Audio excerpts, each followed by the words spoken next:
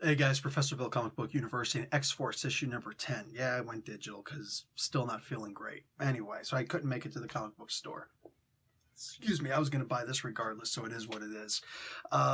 This was a fun book, and I really did want to do this live, but I've just got too many other things I want to do, and I can't guarantee that I'm going to feel up to actually doing the review live on a Thursday night. So we'll try and get back to those Dawn of X reviews as soon as possible, the live ones. But for now, let's just review the comic book. This is X-Force issue number 10. This issue is called The Green Death. Benjamin Percy is the writer, Joshua Cassara on art, Guro FX on the colors. The letters are done by VC's Joe Caramagna, Tom Mueller doing the design. The cover art is by Dustin Weaver and Edgar Delgado. It's weird seeing Delgado do some colors on a cover without Humberto. What's up with that, man?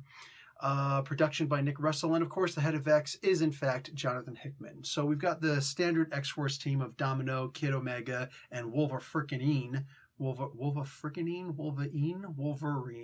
How do I... whatever. Anyway, so Wolverine's in this. And he's got his claws out pretty much the entire time in here. This was fun, man.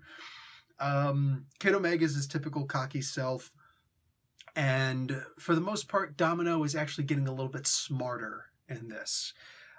Domino is supposed to be a terrifying adversary to go against, but we haven't been focusing too much on her luck powers as of late. It's almost like she's afraid to use them. After what's happened to her recently, and including what's happened in the Domino book by Gail Simone, I can understand why. I feel like if you go into that actual story and you start really exploring who Domino is and where she's, now gotten her powers from. I know it's a mutant power, but, you get the gist. It's interesting to see how this actually works itself out. I like the idea that she'd be afraid to use her powers, that she would rely more on this Witchblade thing. But she has had it for several issues, and for her to finally use it for other than a pew-pew machine, finally, it's like, dude, you're killing me. But I guess that by her being alone, by her not relying on her teammates, you get to see her being smart on her own. Okay, cool. If this was done on accident, I hope that Percy actually picks up on this and realizes, I'm saying this like I'm trying to teach this guy a lesson. This guy's a professional writer, and who the hell am I, right? But I hope that he does pick up on this and say, yes, this would be a really great way to develop Domino back to the way that she used to be, where she's not as funny, where she is more, because think about it, a lot of people complained about the way that Gail Simone wrote Domino, but she got the inspiration to write Domino like this and actually asked Marvel, hey, can I write the story? Because of what she saw Greg Pak doing in the Weapon X book, the Weapon H book, No, Weapons X. Yeah, the Weapons X book. It was a very different version of Domino, and I didn't dislike it. I know it's not the original version, but I'm okay with characters changing their personalities a little bit. She's got luck on her side. Why wouldn't she be more happy-go-lucky, But a lot of fans want to see the other version. You can't just make her that way, but you can, storyline purposes, do it that way. So by her suffering the way that she suffered in this apparent mind control and stuff like that, causing some of her memories to be gone, and Wolverine doesn't let it drop, even though he says he's going to let it drop. He didn't let it drop. He's still talking to her about it. It's like, you said you don't want to lose that pain. Well, I changed my mind. Was that really me? I was in pain. We've all been in pain, and nobody knows, messed up memories better than me. So I'm saying, I dug on this. I really did dig on this. If you've had a problem with Domino in the past, I don't know the way that she's going to be written in the future. I don't know the way that Percy is going to be writing her as we continue on in the story. But there's the potential for her to come back to that scary, dangerous Domino that we used to know. And if you're going to do it that way, I am so down to read the hell out of that book. I believe that's going to be this book. I'm down for reading that. Anyway, I like the idea that Wolverine isn't treated like a punk. In fact, of all the people here, he's the one who has the biggest handle on things, because he was on the front line like everybody else. He did get taken down, and then he comes back, because that's what X-Men do. We get better. He got better. He promised he's got 6 reasons why you don't want to put that knife in me, and he gave him a couple of those reasons. He gave him a few of them. So I was down with that. Like, that's the way you should write a good Wolverine story, and boom, we got it. I love it. A couple other things happening here also with Beast. He actually gets caught having his mind read by Miss Marvel. Yeah, that's cool. I dig on that. I actually dig on that. He tries, like, right away, he's like, I'm sorry, I'm sorry, I'm sorry. And then all of a sudden, when he realizes that she's not going to just kill him, then he starts, with, well, I mean, technically, we're all telling secrets. We're all lying to each other. I mean, technically, that's what X-Force is all about. I mean, technically, aren't you the bad guy because you read my mind unbidden?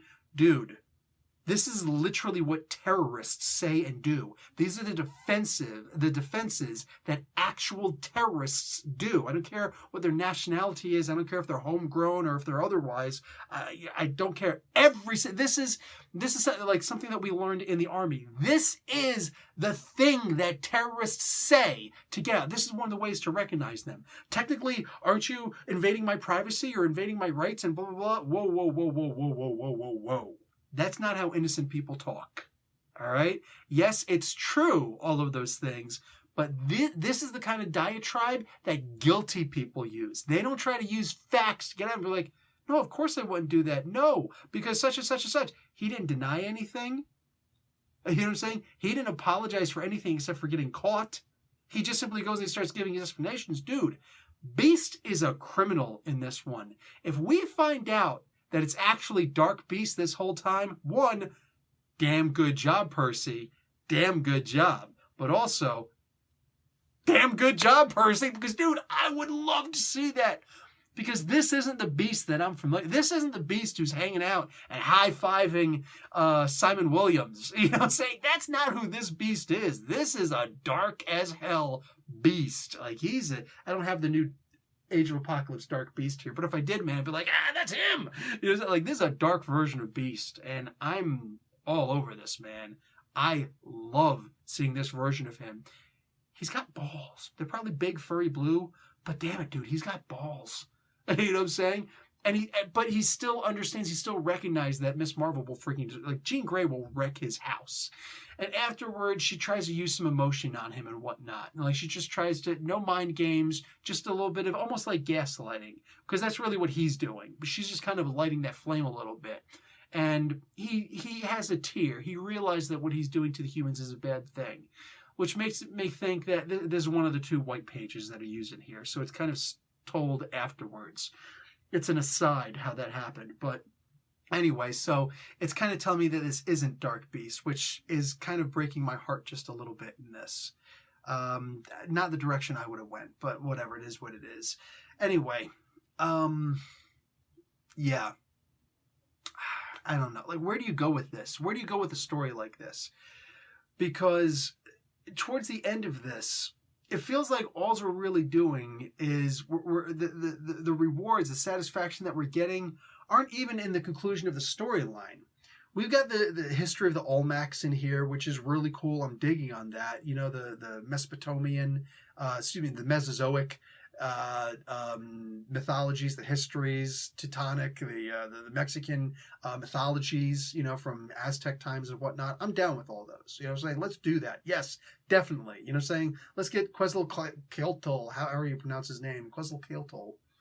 Yeah, the feathered serpent. Get him. All right, get him on this. I'm down with all of these stories, but I want to go deeper. I want to keep on getting deeper. I want this to feel like an actual espionage story.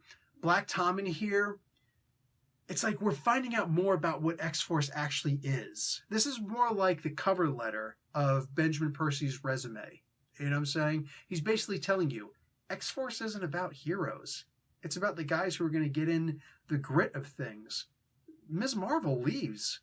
You know what I'm saying?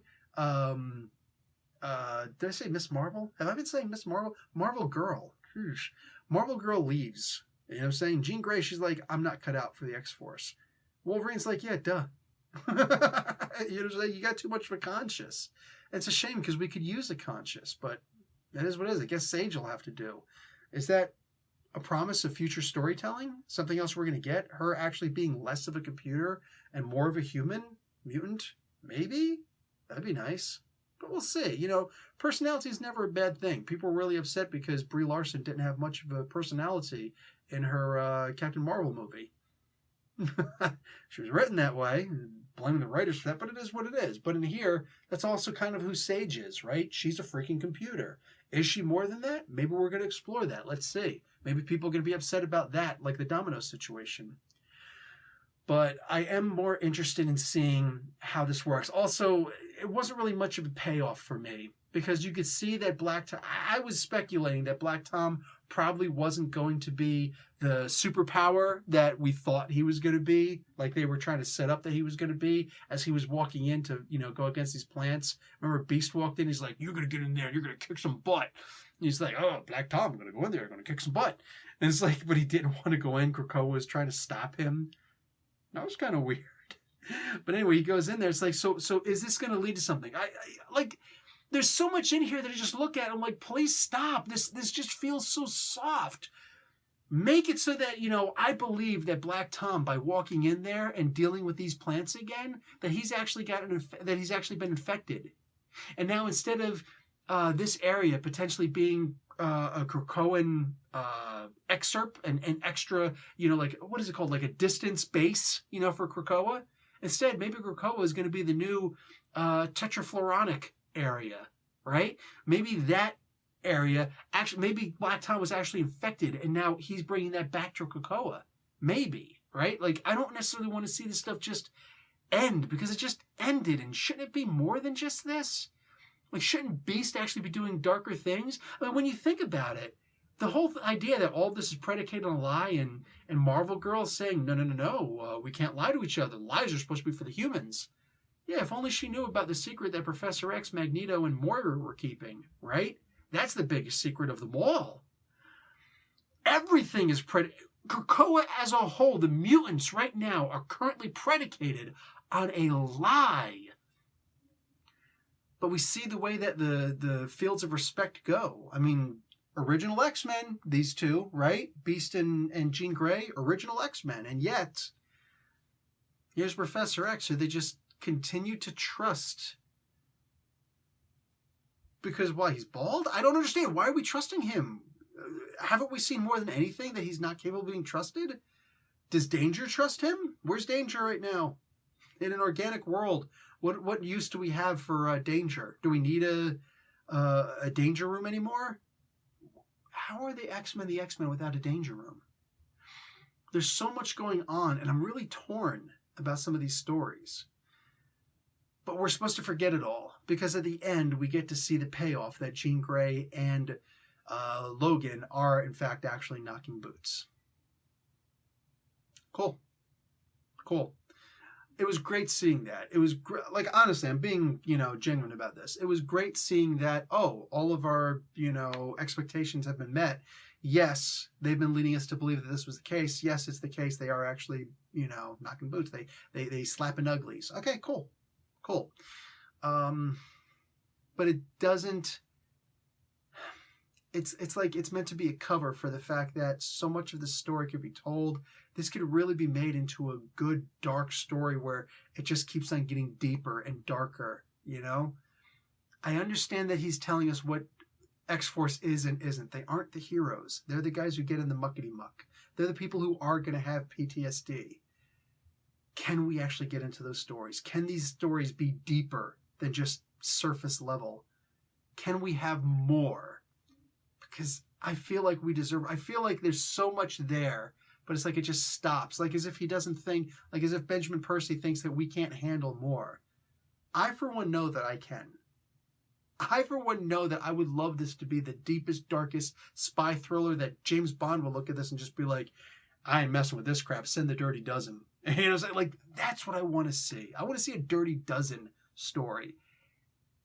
And I feel like I'm almost getting there, and then it just kind of stops. And I'm left really unsatisfied.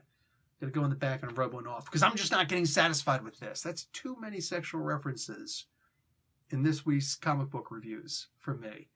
But I'm saying, I really feel like I'm getting right to the edge, and then just, the other person got tired. Well, that sucks. Oh, man. Yeah, that's usually the feeling that you get when that happens. This comic book needs to go deeper. This comic book needs to get darker. It's an X-Force comic book. Give me those moral conundrums. Make it. I don't want Beast crying over this stuff. I want it to be Dark Beast. I want Wolverine to be getting into this. I want Wolverine to have to take over and do some command decisions. And you know what happens when Wolverine takes charge of an X-Force team? Things get really dark. I want those communications to be broken, not just because somebody went unconscious. I want Domino to be really exploring herself. You know what I'm saying? Not that way. I want her to be really exploring who she is now, that she lost those memories. I want Kid Omega to be involved in that somehow, unwittingly. Oops, how was I involved in this? I want, like, Kid Omega's there, and it's like, he's just... Give me Kid Omega! Give me Kid Omega, man. I want Quentin Quire to just go nuts and just start tearing things up. Not protecting Wolverine from some razor spear edge booby traps that he's going to heal from in 2 minutes anyway. I want to see some nitty gritty. This just felt like, you know, oh, we have to wrap up the storyline now. Don't wrap up storylines. Tell the stories. I feel like we could be getting a whole lot more. And I guess that's better than... I don't know. I don't know what it's better than. I just want more story out of this. I want it to go deeper. I really want this to turn into something that it feels like it's trying to, but it's just afraid to go deeper. Nah, don't do that. Turn this into a Max series if you have to. Let's go Marvel Max here. Anyway, guys, I'm done with lamenting on what coulda, shoulda, woulda been. This book just needs to get a lot better. I'm going to read it anyway, especially with Ten of Swords coming up, but god damn it, man. When you see wasted potential is what it is. And I'm out. Professor Bill, Comic Book University. Class dismissed.